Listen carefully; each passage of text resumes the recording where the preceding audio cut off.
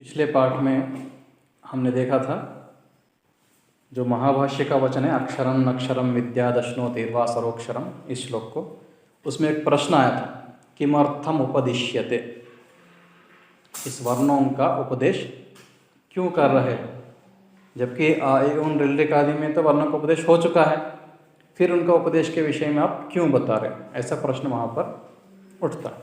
तो उस प्रश्न के उत्तर में आगे वर्णन कर रहे हैं। तो प्रश्न ही उठा रहे हैं पहले हिंदी में, किस लिए इनका उपदेश किया जाता है, इनका मतलब इन वर्णों का उपदेश किस लिए किया जाता है। तो उत्तर दे रहे हैं वर्ण ज्ञानम वाग विषयो यत्र च ब्रह्म वर्तते तदर्थम इष्ट बुद्ध्यर्थम लघ्वर्थम चोपदिश्यते। तो वर्ण ज्ञानम वाग विषय, तो वर्ण का ज्ञान हमें क्यों कराया जाता है, या वर्ण का ज्ञान हमें करने की आवश्यकता क्यों है, क्योंकि ये वाग विषय है, वाणी का विषय है, वाणी का विषय है, हम वाणी से इसका प्रयोग करते हैं। तो वाणी का विषय है, तो यहाँ शब्द कैसे दिख रहे हैं, अभी जैसे हमने देखा वेद शब्द, यहाँ पर दिख रहा है वेद शब्द, वाणी का कैसे विषय, अभी तो आंख का विषय हो गया ना, हमें तो दिख रहा है। अभी क्या है, ये आंख का विषय है, वाणी का विषय है, आंख का है, पर आंख का जो विषय दिख रहा है इसको बोलते हैं संकेत, संकेत के लिए है, ठीक है, ये किस लिए है, संकेत के रूप में, तो उसको हम देख सके कि वो क्या है। पर वास्तव में क्या है, शब्द वाणी का विषय होता है। शब्द किसका विषय होता है, वाणी का विषय होता है, जो श्रोत्रेंद्रिय से गृहीत होता है। ये तो अभी चक्षुरेंद्रिय से गृहीत हो रहा है, पर वास्तव में श्रोत्रेंद्रिय से गृहीत होता है। तो ये संकेत के रूप में है, और शब्द हम जो बोल रहे हैं ये भी संकेत है। अब ये नहीं होता तो क्या होता है, अभी जैसे आपको मैं कुछ संकेत करके दिखाऊंगा, आपको समझ में आया तो बताना।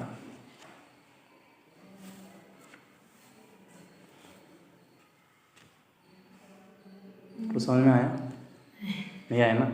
मैंने ये बताया को श्री राम जो थे ना वो दशरथ के पुत्र थे, कुछ समझ में आया, नहीं आया ना आपको। तो शब्द किस लिए प्रयोग किया जाता है, आपको आसानी समझ में आ जाए। दशरथ का पुत्र राम, अभी आपको पूरा घूम गया ना कि श्री राम जो थे वो दशरथ के पुत्र थे, और श्री राम कौन थे वो भी आपको आ गया। आपने कहीं कहीं चित्र देखा हो या कहीं सुना हो श्री राम के विषय में, आपको सब आ गया। तो हम अगर वाणी से ना बोलें तो कितना कष्ट होता है। तो गूंगे की व्यथा देखो, गूंगा जानते हैं, जो बोल नहीं सकता, तो कितना उसको संकेत करना पड़ता है। तो शब्द इसलिए होता है वर्ण ज्ञानम वाग विषय, वर्ण का ज्ञान किस लिए, वाणी का विषय। आप आसानी से दूसरे को उस संकेत को बता सकते हैं, एक संकेत है ये, ठीक है, एक माध्यम है। तो वर्ण ज्ञानम वाग विषय, आगे कह रहे हैं यत्र च ब्रह्म वर्तते, और जिसमें ब्रह्म, ब्रह्म मतलब वेद, ब्रह्म मतलब क्या है, वेद, उसमें वेद वर्तमान है, या वेद में एक एक अक्षर है कि नहीं।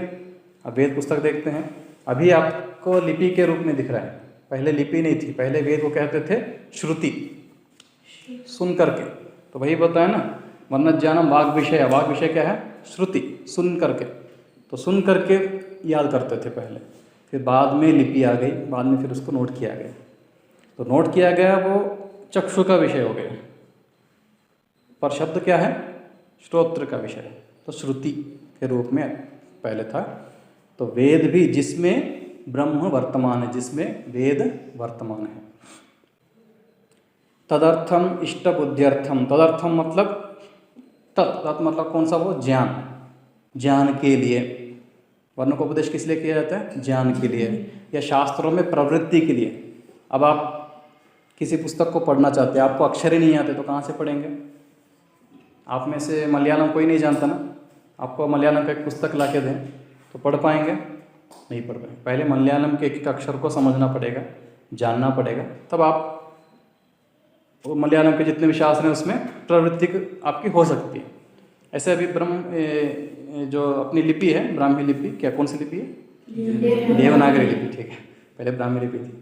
तो देवनागरी लिपि में भी आप पहले देवनागरी लिपि के अक्षरों को पहले जानना पड़ेगा, आ ई उ जो भी हैं, या अ ए उन रिल्डिक। उसके बाद आप फिर पुस्तक को आसानी से पढ़ सकते हो। जब तक आपको वर्ण का ज्ञान नहीं होगा तब तक शास्त्रों में ही प्रवृत्ति नहीं होगी, फिर वेद को कैसे पढ़ेंगे? नहीं पढ़ पाएंगे ना। तो तदर्थम मतलब शास्त्र प्रवृत्त्यर्थम, तदर्थम शास्त्र प्रवृत्त्यर्थम। और इष्ट बुद्ध्यर्थम, इष्ट के बोध के लिए, बोध मतलब भी यहाँ पर ज्ञान, इष्ट का ज्ञान। आप कुछ इष्ट जानना चाहते हैं, मतलब आपको यथार्थ को ज्ञान चाहिए, तो कहाँ से? आपको पुस्तकों से या लिखित रूप में या नहीं तो श्रुति के माध्यम से सुनाई देता है। उसके लिए भी आपको वर्णों का उपदेश या वर्णों का ज्ञान आवश्यक है। लघ्वर्थम च उपदिश्यते, लघुता के लिए। लघुता कैसे? जैसे इनका उपदेश क्यों किया जा रहा है, मतलब आ ए उन रिल्रिक आदि का उपदेश क्यों किया गया, ये प्रश्न है। तो अभी हम देखते हैं आ ई उन, सब नोट करेंगे। रिल्रिक, ए ओम, आई औच।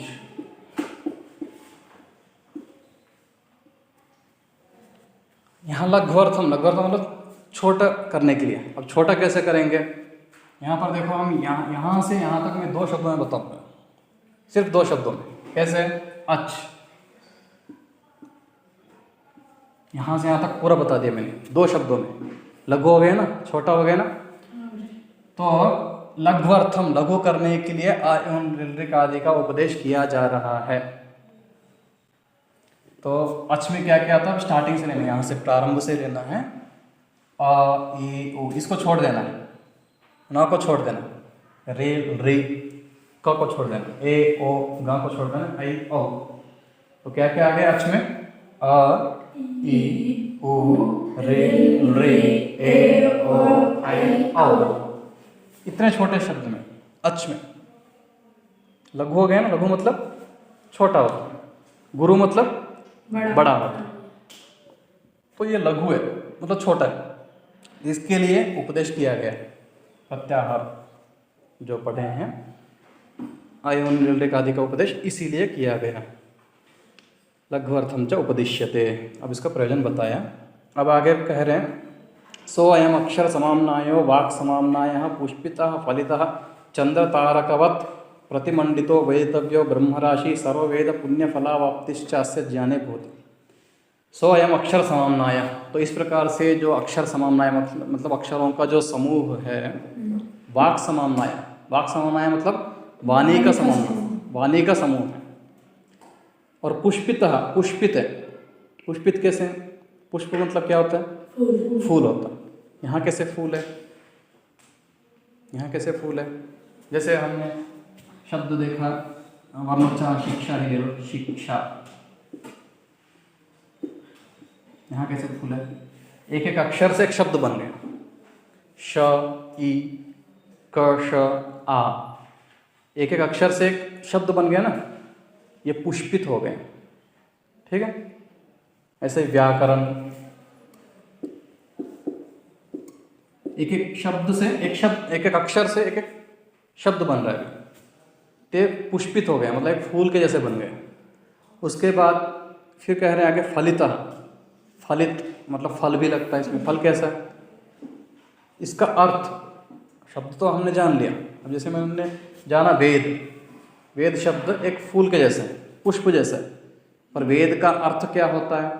वो उसका फल हो गया। सिर्फ शब्द का प्रयोग करने से कोई मतलब है? नहीं है ना। तो कोई ना कोई तो अर्थ रहता है, तो वो अर्थ क्या है? उसका फल है। तो पुष्पितः फलितः। फिर आगे कह रहे हैं चंद्र तारकवत, जैसे चांद और तारे होते हैं, आकाश में चांद और तारे दिखते हैं ना, वो कैसे दिखते हैं? प्रतिमंडिता, शोभायमान, सुशोभित होते हैं कि नहीं? अच्छा लगता है कि नहीं? रात में जब आप चांद को भी देखते हो, उसके बाद तारों को भी देखते हो, तो कितना अच्छा लगता है। उसी प्रकार ये अक्षर भी जो है एक चांद तारे जैसे हैं, चांद तारे जैसे शोभायमान होते हैं। वेदितव्य, ऐसा जानना चाहिए। ब्रह्म राशि, ब्रह्म राशि मतलब ब्रह्म मतलब यहाँ शब्द, शब्दों की राशि है, समूह है। सर्ववेद पुण्य फलावाप्तिश्च अस्य ज्ञाने भवति, इसके ज्ञान से सभी वेद के जो पुण्य फल हैं उसकी प्राप्ति होती है। क्या इसके ज्ञान से सभी वेदों को प्राप्त हो सकता है? अब अ एवं ऋलिक एवं एवच पढ़ो तो सभी वेदों का फल मिल जाएगा? नहीं मिलेगा। तो फिर ऐसा क्यों कहा कि सभी वेदों का फल मिलता है?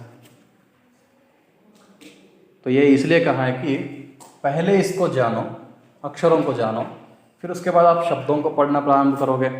जब शब्दों को पढ़ना प्रारंभ करोगे तो फिर धीरे धीरे आप वाक्यों को पढ़ना प्रारंभ करोगे। वाक्यों को पढ़ना प्रारंभ करोगे तो वाक्य के रूप में ही है ना मंत्र, वेद के मंत्र। जब वेद के मंत्रों को ही पढ़ना प्रारंभ करोगे तो वो वेद के मंत्र पुष्प जैसे भी हैं, उसका अर्थ फिर फल जैसे भी है। तो प्रारंभ हमें यहाँ से ही करना है। प्रारंभ कहाँ से करना है? हमें वेदों का फल प्राप्त करना है, तो प्रारंभ कहाँ से करना है? अक्षरों से करना है। तो इसके ज्ञान से हम आगे, ये एक माध्यम है, इसके ज्ञान से हम वहाँ तक पहुँच सकते हैं जो सभी वेदों का पुण्य रूपी फल प्राप्त होता है। तो इसका एक बार हिंदी पढ़ लेंगे। मनुष्य यत्र, जिसमें ब्रह्म च शब्द ब्रह्म वेद और परब्रह्म को प्राप्त हो, वाग विषय और वे जो वाणी का विषय अर्थात वर्ण ज्ञानम, वर्णों का यथार्थ विज्ञान है, उसको जान सके। तदर्थम इस इष्ट बुद्धि अर्थात वर्णों का यथार्थ अभीष्ट ज्ञान और स्वल्प प्रयत्न से महालाभ को प्राप्त होने के लिए अक्षरों का अभ्यास, उच्चारण की रीति प्रसिद्ध की जाती है। सो यह अक्षरों का अच्छे प्रकार का कथन वाक समामनाएँ हैं, अर्थात अपने शब्दरूपी पुष्प फलों से युक्त चंद्र और ताराओं के समान सुशोभित आकाश में स्थित राशि है। शब्दों का समुदाय ब्रह्म राशि जानने योग्य है और इसके यथार्थ ज्ञान में संपूर्ण वेदों का फल प्राप्त होता है। इसमें वर्णों के ठीक ठीक उच्चारण से सुनने में प्रीति और भ्रम की निवृत्ति होती है, इसलिए यह वर्णोच्चारण विद्या अवश्य जाननी चाहिए। तो यहाँ अंतिम में एक कहा है कि वर्णों के ठीक ठीक उच्चारण के सुनने में, आप ठीक ठीक उच्चारण सुनोगे तो उसके प्रति प्रीति होगी, और आपका भ्रम भी दूर हो जाएगा कि हाँ स को स ही बोल रहे, श को श ही बोल रहे हैं। ठीक है, तो जैसा उच्चारण करने वो भ्रम की निवृत्ति हो जाती है। इसलिए जो है इस वर्णोच्चारण एक विद्या है। क्या है ये? वर्णोच्चारण विद्या है। इस विद्या को सभी को अवश्य जानना चाहिए। तो आज का पाठ यहीं पर समाप्त करते हैं। तो इसमें से आपको कोई प्रश्न है तो पूछ सकते हैं इस पाठ में से। यत्र च ब्रह्म वर्तते। यत्र च ब्रह्म वर्तते, इसमें क्या अर्थ है कि जिसमें ब्रह्म मतलब वेद वर्तमान है, वेद में अक्षर विद्यमान है या अक्षरों में वेद विद्यमान है। और कोई प्रश्न? गुरुजी, इसका उपदेश किस लिए किया? इसका उपदेश किस लिए किया? यही पूरा जो श्लोक है वर्ण ज्ञानम वाग विषय, ये श्लोक में उसका उत्तर आ गया। वर्णों का ज्ञान क्यों किया जाता है, वाग का विषय है। और यत्र च ब्रह्म वर्तते, जिसमें वेद वर्तमान है या वेद में ये अक्षर वर्तमान है। तदर्थम उसके ज्ञान के लिए, मतलब तदर्थ मतलब यहाँ पर शास्त्र की प्रवृत्ति के लिए। जब आप एक एक अक्षर को जानोगे तभी आप पुस्तक को पढ़ सकते हो। ठीक है, उस प्रकार से इष्ट बुद्ध्यर्थम, इष्ट ज्ञान के बोध के लिए आपको इष्ट ज्ञान की भी आवश्यकता है। क्या आपको इष्ट है? ठीक है, तो इसमें बहुत सारे शास्त्र है ना। विपाक शास्त्र है, पाक शास्त्र पढ़ोगे तो पाक के विषय में आपको इष्ट है तो उसमें आपकी प्रवृत्ति होगी। विमान शास्त्र है, विमान में आपके लिए एक शास्त्र पढ़ने के लिए होगा।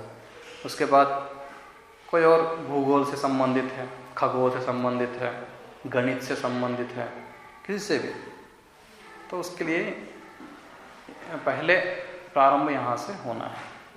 और लघुता के लिए, लघुता हमने जैसे देखे यहाँ पर ऐसा और कोई प्रश्न?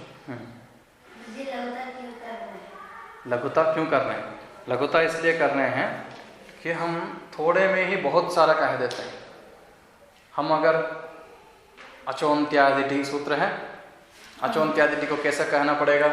ए उन ऋ ए ओंग अयोच अंत्यादिटी, इतना कहना पड़ेगा, इतना बड़ा करना पड़ेगा। इतना पूरा कहने की जगह हमने क्या किया? अचो, अच यहाँ से ले लिया, अचोन्त्यादिटी छोटा सा सूत्र बना दिया। तो छोटा इसलिए बनाया जाता है कि हम ज़्यादा न हमारी एनर्जी, हम जब बोलते हैं तो हमारी एनर्जी भी उसमें क्षीण होती है, ऐसा कहा जाता है। तो जितना कम बोलेंगे उतना अच्छा है। इसका मतलब अभी कोई ये नहीं कि आपको मौन रहना है, तो जहाँ आवश्यकता वहाँ अवश्य बोलना है, ठीक है। जहाँ आवश्यकता वहाँ नहीं बोलेंगे तो भी फिर एनर्जी, फिर जैसे मैंने दिखाया ना वो, जैसे एक्टिंग करके तो आपको समझ में नहीं आए, फिर ऐसे हो जाएगी स्थिति। तो वहाँ बोलना है, वहाँ बोलने के लिए वर्णन जाना बाग विषय। और कोई प्रश्न नहीं है? ठीक है।